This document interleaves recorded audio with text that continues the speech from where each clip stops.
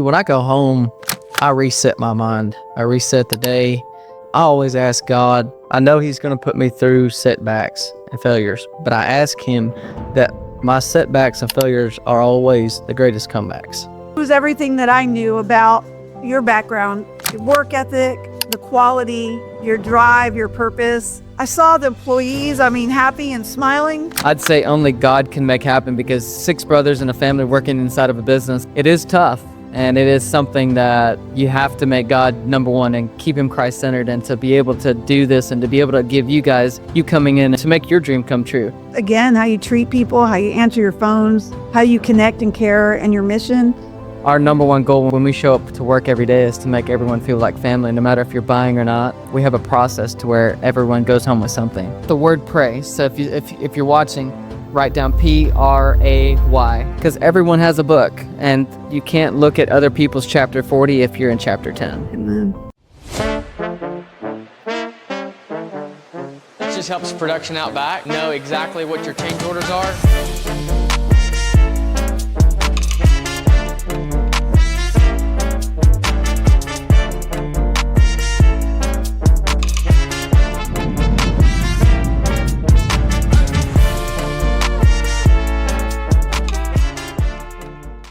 Welcome back to the number one tiny home podcast powered by Saddlebrook Life. Excited about this podcast, excited for you to watch this full podcast. Make sure to listen to the end. We got some exciting news. Here with me today, I want to introduce a friend of mine now, and I would call her family. Welcome to the podcast, Jeannie Lopez. Thank you. Don't say that. I'm already going to start off with these. Yeah, I feel like that. Jeannie, tell the audience, how did you get on the podcast and why are you here? You know what's strange is I probably have spent 6 months researching a way to have a space without really fully understanding the space, like what it's for. But I was raised a ministry kid, and it's like there's a voice you hear that you know you have to obey, and it doesn't have to quite make sense. You just obey it. And so I kind of been on that journey, and I just went, whatever it is, God, that you want me to do, I know He's about quality. And my journey started on Facebook Marketplace, which is kind of a scary world. Craigslist can be a little scarier sometimes. But on Marketplace, I found so many different vendors, even, people willing to bring me, something already done. And then you got the modern ones. And it was just like I was drowning. Some days I would step away. Some days I would dive back in. But there was one day that somehow through something I led to, I saw Saddlebrook. And I don't know, I felt something right when I saw it, and I made a phone call. And I met Austin. So Austin, you can introduce yourself. You're one of the home experts. You're one of the top. You've been here for now over 4 years. And just so the audience knows who you are, and then we'll continue on your story. Of course. Absolutely. My name's Austin Croft. I'm the oldest of the brothers here and a home expert, like you said.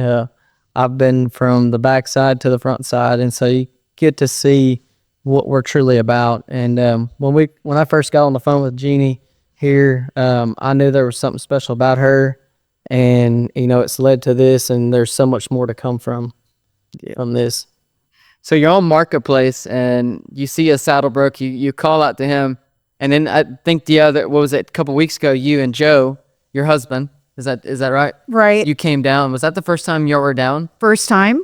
So what inspired you to, when you looked at that site, what inspired you? I want to know the audience. What's your story? Go back, because I know you've we're Mennonites. You've heard of the Mennonites and all that, but share your story so we can, how did we get to, okay, now I need a tiny home? Yeah, and I will tell you though that I came because I guess I had to see it for myself to believe it, because I truly pictured a little outlet off the side of the road. And I know Texas, I'm in Texas, and I know the town.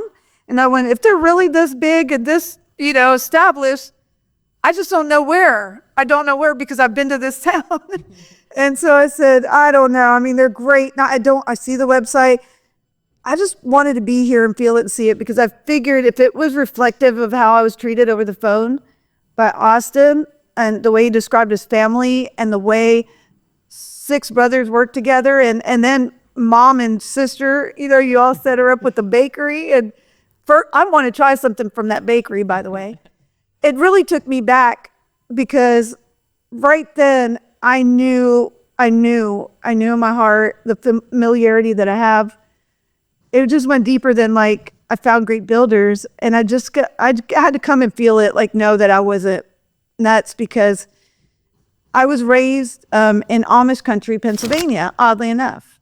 It's very strange that the background I have, but in the 60s, there was an epidemic that took over New York City, and it was called black tar heroin. And that found its way to my mom and dad.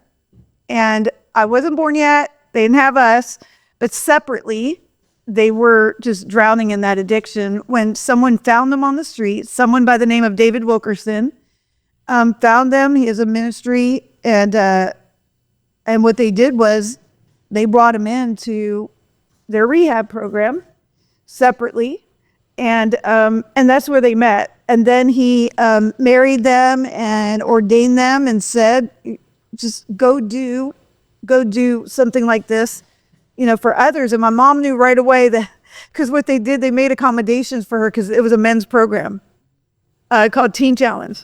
And this was the very beginning. My mom and dad and like someone named Nikki Cruz, they were like the first converts. And so my parents are the very beginning of that.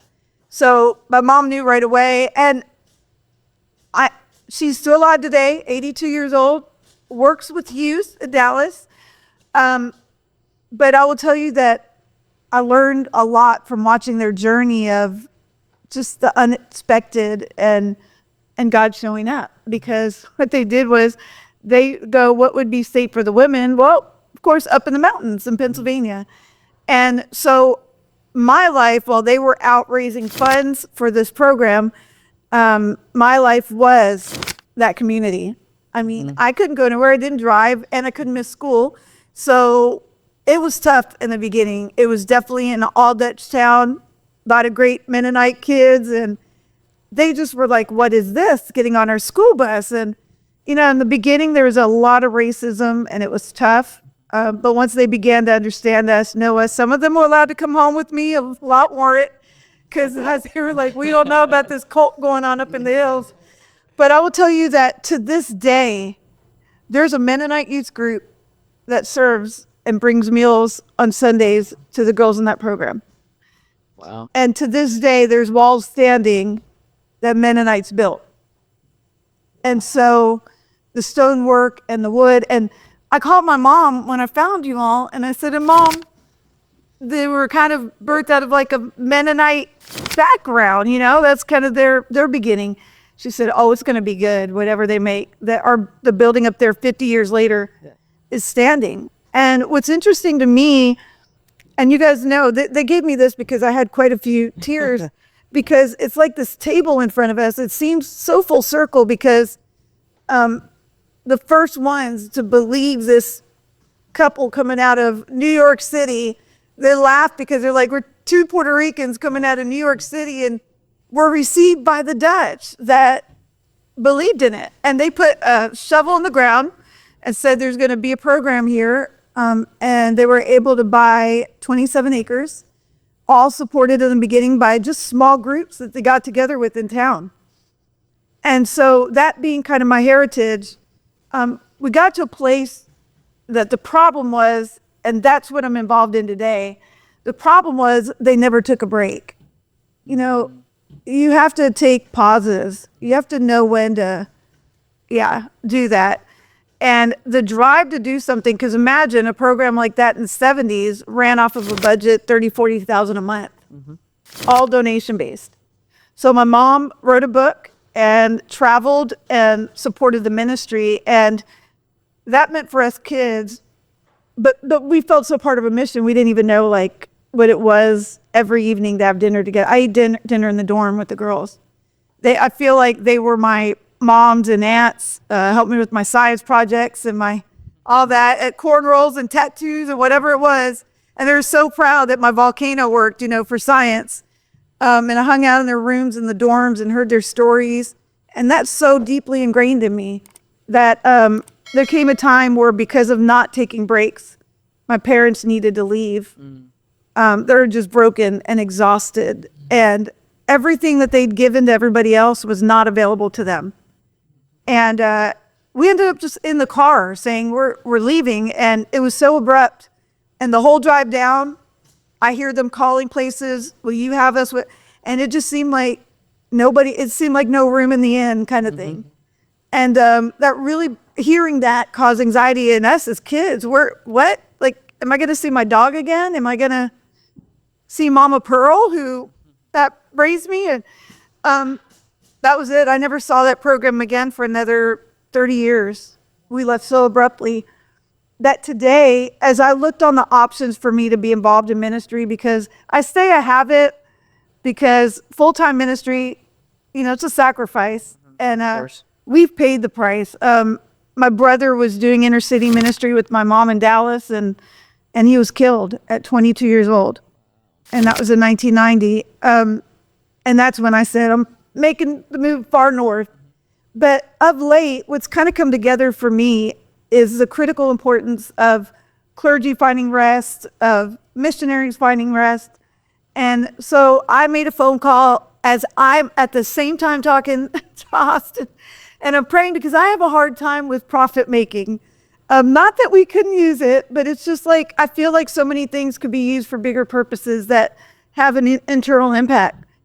And what occurs when a missionary doesn't get a break, or a pastor, or like us, like the kids, we were in that car just, where are we going? Is this a vacation? Or it's like all the vacations we didn't have, they accumulated, and the dam broke, So as I started having talks with this ministry that's their whole focus, I started to think, how can I help?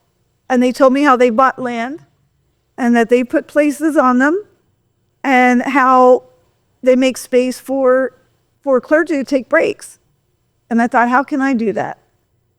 And that's the endeavor I'm taking on. And so I'm hoping I'm able to do that with this. So everybody can know you called Austin. What did you end up purchasing? I ended up purchasing a tiny home. He's so customized. As I tried to describe what I wanted, he would just every time go, okay, I hear that, got that, yep. And I'm getting a text, or he'd say, let our architect take. That's when I knew you all were serious. I said, do you have an architect that can I just sketching this out? And I mean, I got real plans every time. And other places, sometimes I would say, you can get mansplained to as a woman.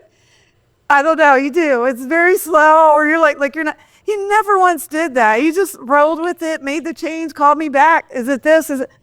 And so at times when I got a little nervous, I was getting to deep waters that maybe I couldn't afford or I couldn't do.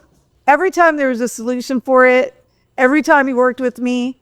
And I'm excited to say that even today we've finalized the paperwork. But what made me come was I want to see the quality of this. So I got to go into your manufacturing area. It was everything that I knew about your background, your work ethic, the quality, your drive, your purpose. I saw the employees, happy and smiling. Yeah. Happy to, good. All of them say, I'll just ask, are you one of the brothers? And they'll say, I'm an adopted one, or I'm like one, and they're your employees. I even saw some people being consulted here in that lobby, all smiles, just all smiles. And there's just something here that I hope it's going to end up being more than this, because I do know the effort that I'm partnering with, they've got clergy and missionaries on wait lists, and so I don't see it all yet, but I do know if my parents had the guts to put a shovel in the ground and say there's going to be a building here, that's my legacy. And although I had to pull away from, work like what my brother did, because there was a lot of trauma associated with that. And I just thought there's really no ministry for me if I don't do that, because my family's always been involved in that. But it was really neat when I saw that I have a place, because we're more like preacher kids. We're not like, I'm not hardcore gang member. I know my parents' story. PKs can be bad. I do have some moments in my life, but overall, what a fit it seems with when I walked in and I saw your values on your wall.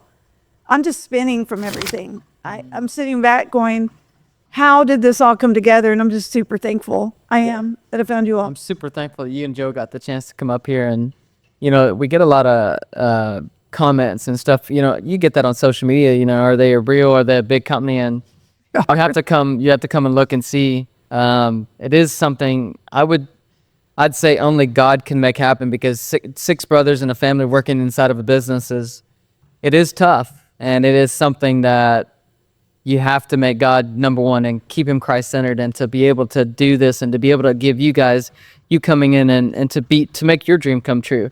And that's what touches my heart, that I can now see that, you know, the tiny home that you bought will go change more lives, and the people that are going to sleep in it and the people that are going to come through it.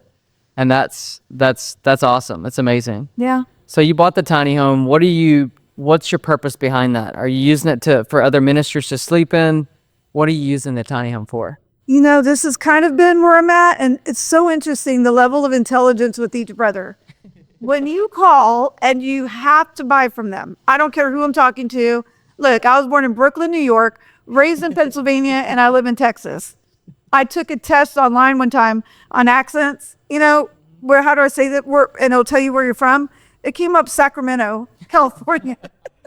So I'm telling you this to let you know, I'm from everywhere. And that so that you know that I'm probably one of you, whoever's watching this and hearing. I'm as skeptical. I'm as, you know, about quality. I've talked to every angle you can do on this, from kind of the RV certified to, you know, tiny homes that are, sheds that are renovated. I even looked at renovating a shed I have. Every question is answered here. So whichever brother you get, you're good. But talk to them, because now I'm realizing that if I had even some of the questions I had that I thought I had to mull over myself, now they're getting answered, but I could have even been less anxious throughout the process. I say that because, you know, I know that you all have people that can buy in bulk, you know, that are setting up, I think, you know, Airbnb communities, or but you treated me just like one of them. And sometimes you call a place, and if it's not that you have that, you don't feel you get the same. Yeah. You don't feel like you're welcomed or part of the family, whether it's 10 or if it's just one. I can attest to that. But I'll tell you, when you talk about purpose, the reason I struggle is because one thing my parents didn't do, what, love you, Mom, and you've always said, for us to grow from, you know, what you didn't get to do, but like they had a hard time receiving. I keep hitting this mic and I apologize, but they had a hard time receiving, right? So I would love to make my own family comfortable first, as in maybe my daughter having that and getting a break from high rent, or my sister. And then there's another place where I do kind of something towards clear, you know, but then again, I decided something has to start somewhere. So I'm back and forth with family. And you, how many times have you heard, it's my mom, who, by the way, at 82 years old, is still doing ministry with inner city youth. Wow. Baseball cap, Converse, and out there doing it. You would never guess she's 82. It would blow your mind. That's amazing. But with that kind of legacy, I'm trying to start with saying that's for us first. Take care of the family. But then I'm so anxious to be in partnership with Be Still. They're bestillbnb.org, and you can see their mission. And I just say that if my family had that, I think it would have been a softer landing for us in Texas. And when I heard, do you know what they said that just blew my mind? You know, I told you about our journey from Pennsylvania down and just not having places to call or be welcome. Their journey is, their desire is to have those places. They said they want to be like beacons and flags for people ministry to know. Come here, stay here, process here, regroup. Because the impact of somebody in that kind of leadership, not having that, is so manyfold. Because whatever endeavors their church was doing or their ministry was doing, they pause. That stops for a long time. And so when I saw that image, because we traveled, I actually looked it up, 1,327 miles. Yeah.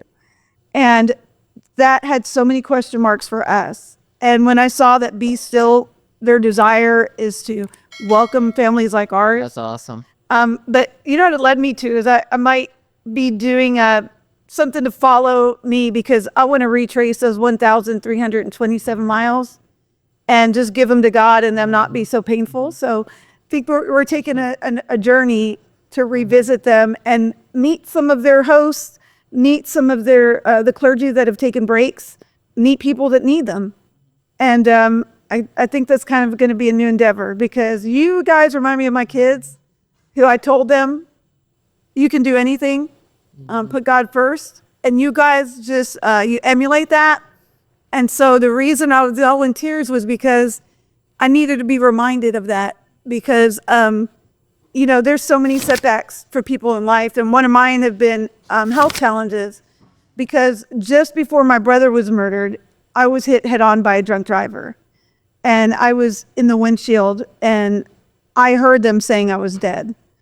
And so I'm at my brother's funeral with a brain injury, and healing. So, with an injury like that over decades, there's just additional damage and things that slow your body down. I will say the weather out here feels a bit cooler. My shoulder didn't want to work this morning, but I've let that just stop me at times. Go deeper on like kids, family. You said you had a daughter, a son. How many kids do you have? I have 3. 3 kids. I have 3. I have my oldest daughter's in full-time ministry. She's overseas. Wow. So it was funny because I tried to move them so far north. Like, God can't go north. Right? I was like, we are not. Okay. We have been on the front lines forever. I had to take a different route off of 30 so that I didn't drive by the cemetery where my brother is buried and where my dad is buried. And also where we did the work, because would you believe where he's buried is across the street from where our first center was. Oh, wow. And so I didn't even want to go visit our first center, because you look across the street, there he is. Not he, I know where he is, but each one of them in their own ways, they believed me. And you guys remind me of them so much that I just grabbed a tissue. So they're entrepreneurs or in full-time ministry. So I've got my oldest, who's Annalise. She's 32. She lives overseas with her husband and 2 kids. I've got Alexis, who's 29, and she's terrified of making the jump over to 30. And so that's so young. If I could have 30 back. But she is an esthetician and a mom and has her own business. And then there's Samuel, who is you guys, and he's 25 and an entrepreneur, and he does, branding and cinematography, and actually some of his work was on a Super Bowl commercial, not this year, but the year before, for He Gets Us campaign. And also he was one of the creative directors on an app called Dwell, which is for remembering how to get centered and read a Bible study. Yep. So he was part of that. And so imagine now they're all gone. And I'm sitting there with pain that is in my hands, my feet sometimes. Start scrolling on Facebook and decided you need to go deeper on get a tiny home, huh? Well, I looked in my backyard and I thought what could fit there. But then again, I just always knew I had to be purposeful. And, it's like you can ask God for this and he gives you that.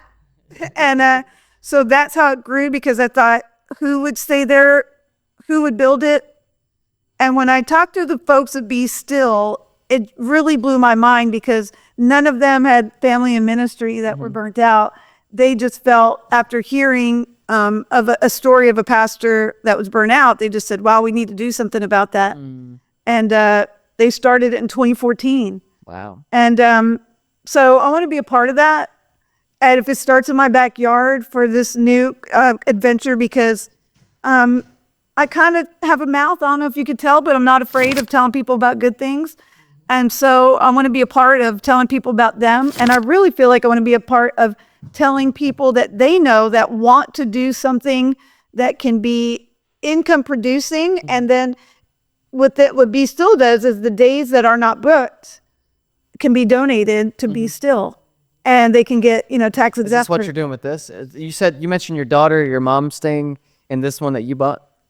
That's what I need advice on, and that's what you guys are here for, because I'm stuck with that. I know I'm getting a beautiful one delivered to my home, and You know, there's so many times that, and I said I wouldn't cry on this, but there's so many times that somebody said something that's for everybody else. And so we'd see the keys handed over even to a house that was donated to us because we lived on the grounds of this ministry. So it was like a surgeon living in the hospital. My sister and I gave up our beds for people that were coming off drugs. Back in that day, they called it kicking cold turkey. That's what they would call it. So imagine I'm going to school. I'm just a PE kid going to school with Dutch kids, right? I grab my violin. I'm stepping over girls that are, crowding the house. And I go to school saying, all I know is when I get home, we're going to have cold turkey sandwiches. And they're going to be so good. They're making a bunch of them. And it wasn't cold turkey sandwiches. So that was my comprehension of it. But, people would say, you don't need to live here.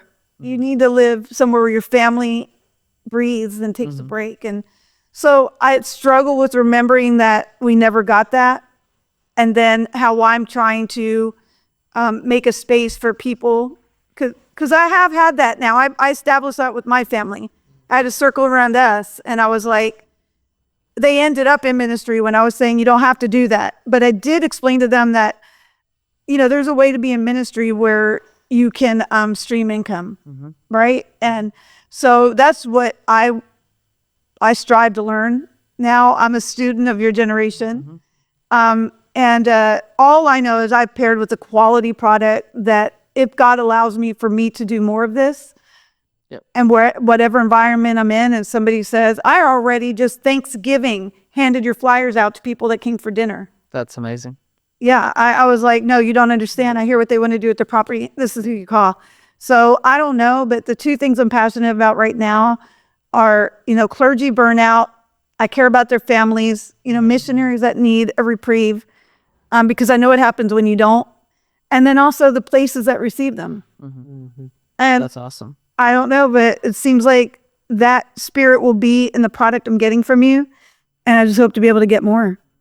I remember when you came in, because Austin, he came to me and he said, hey, we've got Jean Lopez that's needing, we get a call from a finance company saying, hey, this person's been approved, but you're not a vendor anymore. And I'm like, because normally I'm like, well, she's got to go through our finance company, or it's just like I've got to do the whole setup. Backwards. It takes 3 or 4 days just to set up a company, and Austin's like, no, we gotta do this. We've got to set up this finance company because she's already been approved, and you need to do it. I've heard her story, and you need to get the finance company approved so we can get financing for her. And it took us about 3 days to put the paperwork and everything through, and then we get approved, and then I guess then you get approved, then we switch everything over. You were at another company, or you got financing at another company. I had to change the name. Yeah, and then you decided. What made you go from, hey, I don't want one from them anymore, I want to go to Saddlebrook? That's before I'd been here, right? That I could even say that. So that's a compliment to just, again, how you treat people, how you answer your phones, how you connect and care, and your mission. Because I did stalk your website. I really did. And I learned so much about you all. You could see your product, right? And, I would say, are other people out there trying to do this? Doing this, they are, but again, my history with knowing the quality of your legacy and what you come from, Mennonites donated their time. To this day, they donate their time. When I visited probably a year and a half ago, I see a lovely Mennonite youth group come in so humbly with all these trays with aluminum foil on a Sunday, because on Sunday, the girls like to take a break from having to cook. And there's a Mennonite youth group delivering dinner. That's amazing. And so I connected with the legacy, the quality, and I just stopped looking. There was no reason anymore because you're so reasonably priced. Actually, to be truthful, and I'm sorry people out there if they end up raising their prices, but they should.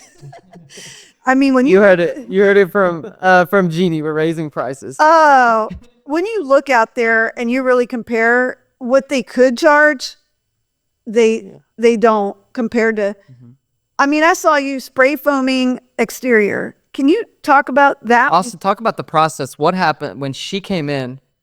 We not only took her to her main room and said, "Hey, Jeannie, we can't go in the back." Yeah, we took Jeannie and Joe. We took them out back, and we let them show them the construction. You from the ground level to everything. Give them the process. What happens when you come off? She calls me and she says, "Hey," she calls me at like 3 o'clock in the afternoon, and she's like, "Hey, we'd really like to come up this evening." It's about a 3.5 hour drive, and I'm sitting in the back of my head. I'm like, it was a long day, and it went back to, we got to make sure we take care of each customer. And so I was like, absolutely, make the drive up. I think y'all got here at like it was at 7:30 that evening, and we go out back, and I started showing y'all the process of how it's built from the ground up, from your floor joists, your skids. Our crews were still back there working actually that night at 7:30, 8 o'clock, and we go back there, and y'all were able to go through and see how everything is spray foam insulated so tightly, not from just the exterior walls and ceilings, but the subfloor as well. And then we looked at the electrical and the plumbing, and Joe was just he was just astounded at. I mean, he's still talking. He took pictures. It's like, what? And what? Because we have shown up at so many different places, because I like to, something like that, when you get into a purchase that size, I like to see, I know people will buy a car online and everything now, but this is going to be a place of rest for people. And I had to see it, feel it. And you gave me such an amazing, from the inside out look. It just added to our comfort level. We're so excited about it. I can't even describe it, but I hope to be able to order more. This just wasn't even enough. I don't know, again, if this one's for us or others. I promise to update you. But I know I'm a part of Be Still's mission, and I hope somewhere it ties with Saddlebrook, because it's just, have I run out of words to describe you guys? Because if you meet one brother, you've met the other brother. Yeah. I feel like I've met your parents. I feel like I've been in your mom's bakery, which, by the way, I don't have any baked goods yet in my hands. I want to take back, but it feels like home to me, because, up there in the area where I was raised, Mennonites are the ones that received us. Mennonites are the ones that made it home, and you just have a way of doing that. I could tell how you were raised by the way your office feels. I could definitely give credit to my parents for raising us the way that they did. And to, I heard you say, we made you feel like family, and we have a lot of investors that come and buy 30, 40 at a time, and, they're making $1 million purchases. But our number one goal when we show up to work every day is to make everyone feel like family, no matter if you're buying or not. We have a process to where everyone goes home with something, and no matter if you buy something, you're leaving with something. And that could be a baked goods or something, but it's just the hospitality that we truly care about people. And you mentioned, like, hey, we could go up on our prices and we could do that, but we truly care about helping people and helping with their purpose. And I remember that night that you were here, because I was still here, surprisingly. And you said, he was talking about the podcast and all this, and I heard you say, hey, I want to do a podcast. Mm-hmm. Talk about your podcast that you want to start up. I know this is on our podcast, but talk about... Thank you. Talk about the podcast and the purpose behind how this all comes together. You going on Facebook Marketplace, you finding Austin's ad, you calling Austin, we make the finance work. God gives us all these hurdles, and you could be, everybody has a plan until you get punched in the face. Right. And that's what happens to a lot of people. But talk about that process, and then it's crazy. The journey's been crazy. Purpose behind why are we doing another podcast? Yeah, I would say that, interestingly enough, my journey here, and I had 3.5 hours to drive home, and that's what I was asking God, is like, why isn't every step small? Why has every step been so big?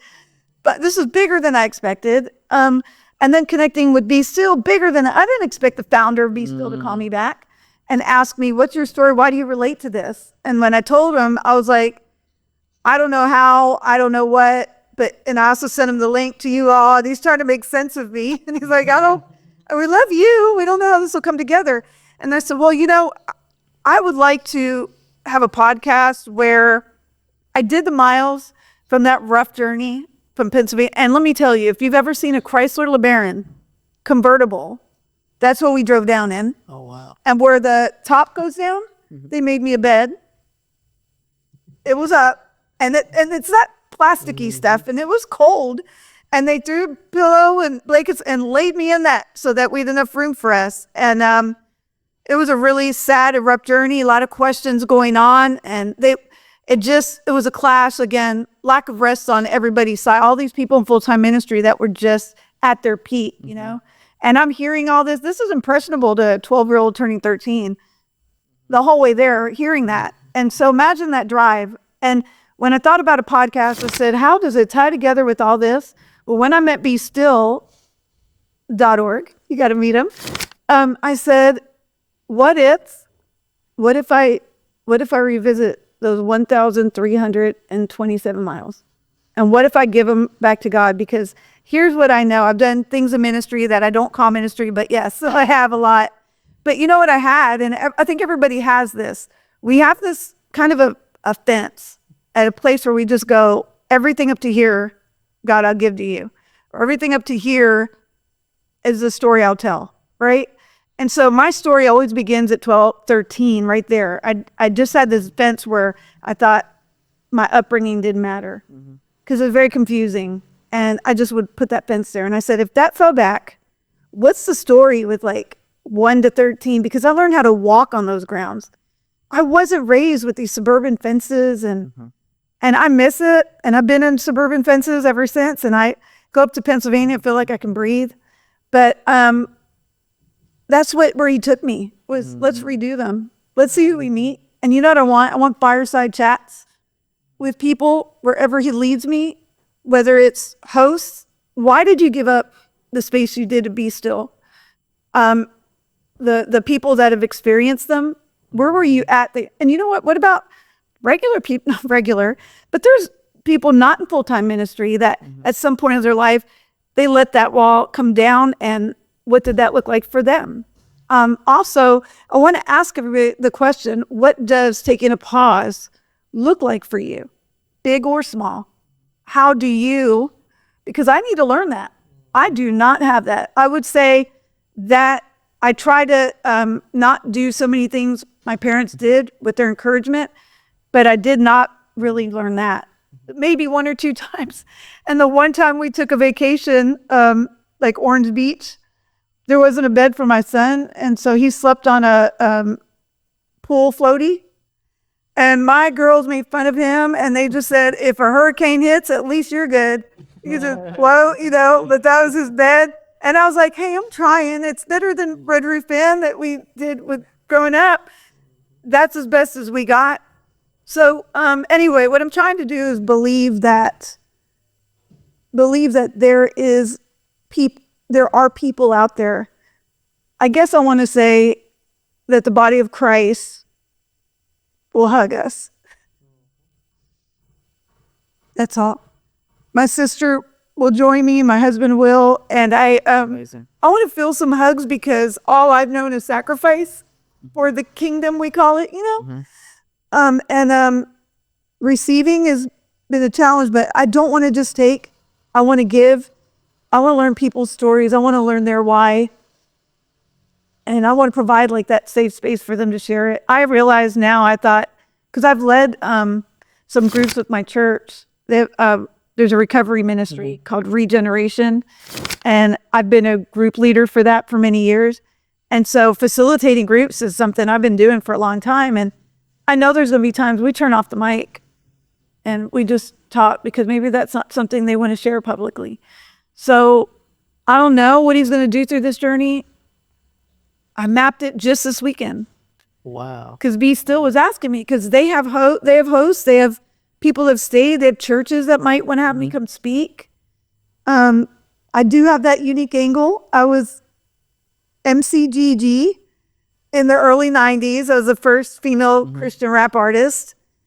There's a period of time my kids thought that was cool. Yeah. So what's the purpose, the end purpose with your podcast? Whose life do you want to change? Go deeper on that subject. I just want to, so the audience can understand that there might be, your story is a season that everybody goes through, and it's a chapter in a book. And I go back to you said that it's hard for you to pause. And one word came to my mind. It's pray. It's pause, reflect, ask, and then yield to what God has for you. Go deeper into what do you want this podcast, when people listen to the podcast, what do you want them to feel and understand? Because I feel like there's so many podcasts out there, but what makes yours different than the rest? Well, I'll tell you this. What I do is, like, we always have our eyes open for problems, right? You want to be a painkiller. Mm-hmm. And the problem I have of late is I see podcasts and I see Instagram, and there's so much anti-church, anti-Christ. They do it in such an entertaining, funny way, and they mock it. And I just can't stand back. And I know that I've been impacted by people that said they were ministers and have hurt us big time. I've church hurt, I've had ministry hurt. Actually, there's no reason I should still be in church today if I base it on people. But I've learned people can be flakes, but my God is not. And I don't like him being mocked. And so I will tell you, mainly the purpose is to share that he's good and he's well. Amen. And we're all on a journey. And I feel what'll be unique about it is, we got into a time, I just heard of a study that says now the problem with people coming back to church is not dislike of church. It's not dislike of this or that. Do you know what they said the number one reason is now? I even thought age and generation. It's indifference. They just don't care. Why? What's it have to do with me? And the sad thing about that is just the boundaries you learn through the body of Christ, the relationships through the body of Christ. My kids have people that bought them shoes when I didn't have it, coats when I didn't have it, nanas that threw them birthday parties when I couldn't. There's something about coming into that fold, and that indifference. I think what melts it is just remembering that we're human and we all have a story. Yes. Right. And I love that. Today, even at a hotel, I just found out that lady woke up at 2:30 in the morning to start work. I found out the lady working dinner last night about her kids. I told my sister, she's like, how much did you tip? And I said, extra, because I met her for 5 minutes, but look at all that it took for her to set up to receive us, And I want to honor that. And everybody has that story. And I think that's what I mean is when I'm in my room and I'm staring at stark white walls, and I'm not talking to people and learning their story, the walls come in on me. And then, you know what? I feel that indifference. I start to believe there's no reason to leave my room or make a difference. And reaching out, making a few phone calls, I can't believe that it's awoken something in me that's Absolutely. Hopefully it's going to set something aflame. I want to hear people's stories. Yep. So what's the name of the podcast? Or is that still a secret? And that's still yeah, it's in development. So I would say if you will update people, and I give you that, because we want to be really concise and good with that. So yeah, it's in development, but I know it does have something, because if I may, I know we don't have much time left, but can I ask you, what do you do when you need to take a pause, either big or small? What gives you that center back where you don't feel like you're losing your mind? I think it all goes back to resting, and that sometimes the Holy Spirit says you gotta take a step back, and then prepare, and then go out and play the game, right? So I think the big thing is to pause. Pause, number one. Reflect on your week. Reflect on your month. And then it's pause, reflect, and then ask God, hey, what am I not seeing? Like, why am I continuing to feel this stress, feel this pressure? And then yield to whatever the Holy Spirit is telling you. And that's really my process, is pause, reflect, ask, and then yield to what I'm feeling that the Holy Spirit is telling me. That's really my process of figuring out, okay, what do you have in this season for me, God? What do you have? Why are you taking me through these hard times? And I started asking, because for a long time I was like, why'd you pick me, God? I started saying, why not me? Why not me? I just learned something. Right? So there's different processes that I've understood I guess you could see like how every season's different, and I think that social media puts a different effect on, you open your phone, you see things that you want and all this, and it gets you distracted, but it's that causes anxiety and stuff like that. So I don't try to look at all that. I look at, okay, what does God have in this season? What does God have in this chapter? Today, Because- right? right. Even like in today. Because everyone has a book, and you can't look at other people's chapter 40 if you're in chapter 10. Amen. And I've realized, and I've came to the realization that I am in my own chapter. What do you have for me? That's so And I wake good. up and I ask the Holy Spirit, what would you have for me today? And how can I change someone's life today? It can only be one person. And honestly, that's the motto that I live by, is pause, reflect, ask, and yield to what God has for me today. Because I'm not looking to change, if it's a million people, if it's one person, but I choose that every day is day one. Every day is, what can I do today? I love that. Wow. Not what happened yesterday, what can I do today? Man, that's What's the huge. impact that I can make? Because I, for a long time, lived in yesterday, and a lot of yesterdays with the physical pain that reminds me, I was in a car accident that was pretty severe Yeah. with a brother that's not here. Yeah. That has to be edited out.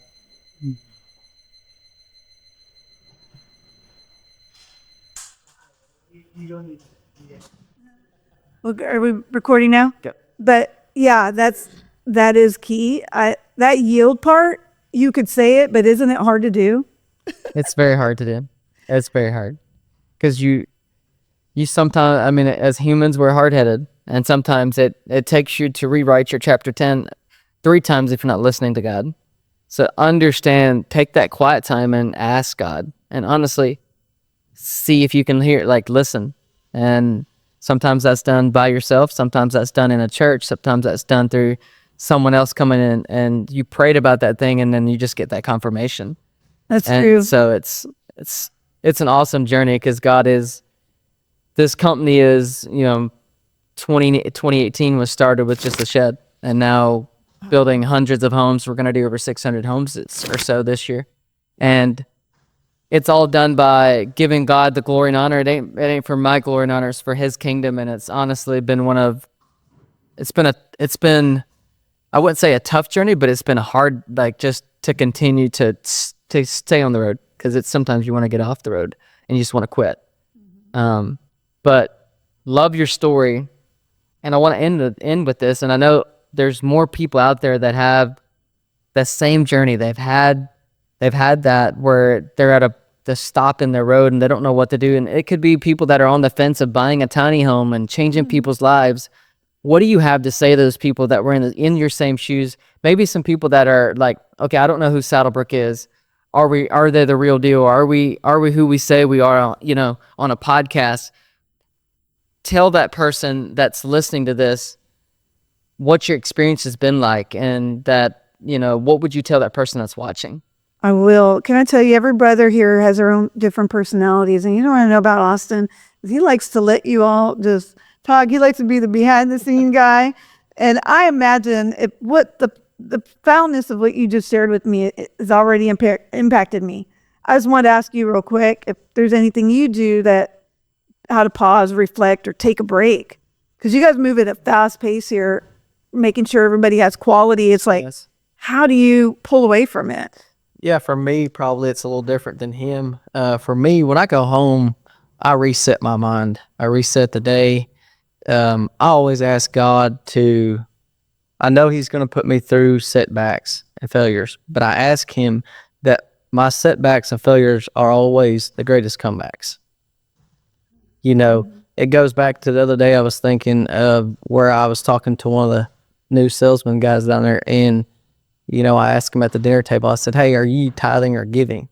And he said, no, I don't have the money to.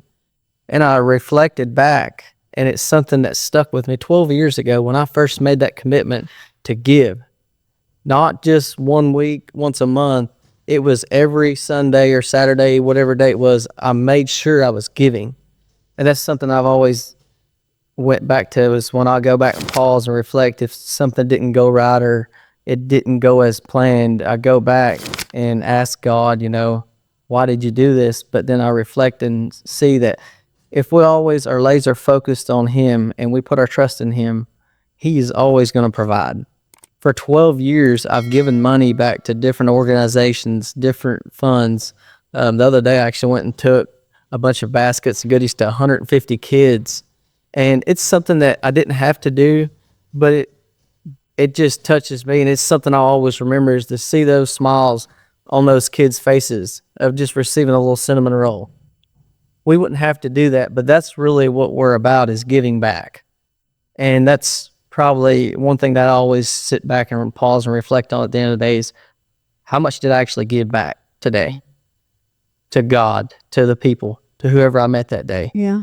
Because it's very clear in the Bible, if you give and you trust in God, He's always going to provide 10 times more than you can ever imagine.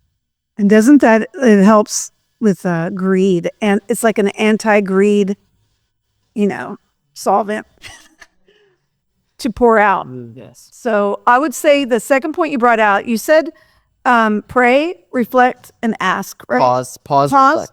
And this is It's the word pray. So if you're watching, write down PRAY and then put down pause, reflect, ask, and yield. okay. I will tell you that's the problem I've had, is that ask part. And so, that's where that's what's going to be unique for me on this journey in the podcast. It's all being done by faith, spot to spot. We're just praying for, because it's out of our own provision to do this. But again, I had two parents that put that shovel in the ground, and there's a ministry standing today. I will tell you this. You asked me some things about how would people just take their first step. I would just say do exactly what Kyler said as far as pray. Pause. I thought I came up with the word pause. That's why I keep trying to replace it, because pause has been on my heart, and I just can't believe that's in there. So pause, right? Stop and do that, because everybody, they're quick talkers sometimes through marketplace, online, or you're talking to them. I was on the verge twice of signing other contracts. And it was, I'm emailing you this, and by 5 today, can you send it back to me? I think that is what had me pause, because I have other people to discuss this with. Like, give me a minute. And so if they don't give you that, move on, because it's not in their time, it's in yours. And I wouldn't say wait too long on it either, because reality is materials go up, labor goes up, and now after this podcast, their prices might go up.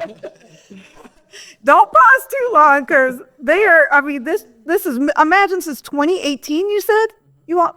So get in when you can.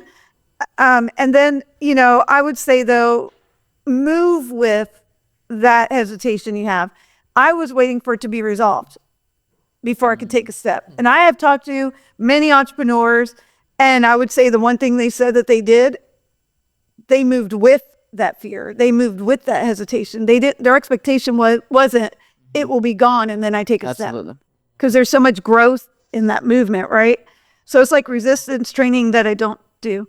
But isn't that what you're doing, right? And so if that's your hesitation, really just talk to somebody here, because I mulled over it by myself. And I think what you would get is not a sales pitch. Because, like they said, they sell in volume, but they're going to treat the onesies and twosies just like the bigsies. So I feel like your advice isn't, it wasn't manipulative, and it's not coercion of any kind. It was the only one without a sales pitch. Every time I was like, okay, bye, we'll talk again soon. I was like, you don't want me to, you're not sending me paperwork so it was so natural.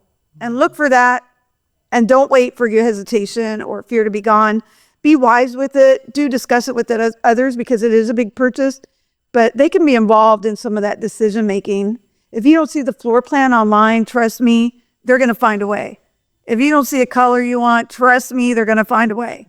Don't think that everything that's on their site is all they do, because it truly is a room full of very brilliant people here behind the scenes, and I'm thankful for that. I did want to let you know that when I mapped my journey. Do you know that it brings me through this area? Wow. It does. My first stop is Lindale, Texas, because that's where we landed when we arrived from Pennsylvania. That's who received us. And so I'm going to be talking to people there. And I could not believe that it journeyed right through here. And I said, well, then I guess you're going to be the second guest on my podcast. That's awesome. So whether it's you all, I want to meet the parents. Yeah. I'm just telling you, I got to know they're geniuses. You'll get to meet. So we'll do something with you all, and that's where you'll see us again. I hope, awesome. Right? Yep. Comes right through here. You have to. Yep. Thank you guys for listening to this podcast. Thank you again, Jeannie, for coming down. Can't wait to get your tiny home out, and we'll make sure we'll update them. Maybe we do a whole story and stuff after it's out there to keep you guys updated. If this podcast helped you in any way, if this can help someone that's in need, just has the same story as Jeannie of finding their purpose or finding something that's bigger than themselves. If this podcast helped, make sure you like it, subscribe to our channel. We can't wait for the next podcast. See you on the next. If you enjoyed this video, drop a like. If you have any questions we didn't answer, drop a comment. And guys, tune into next week's episode where we will continue to educate you about the tiny home industry.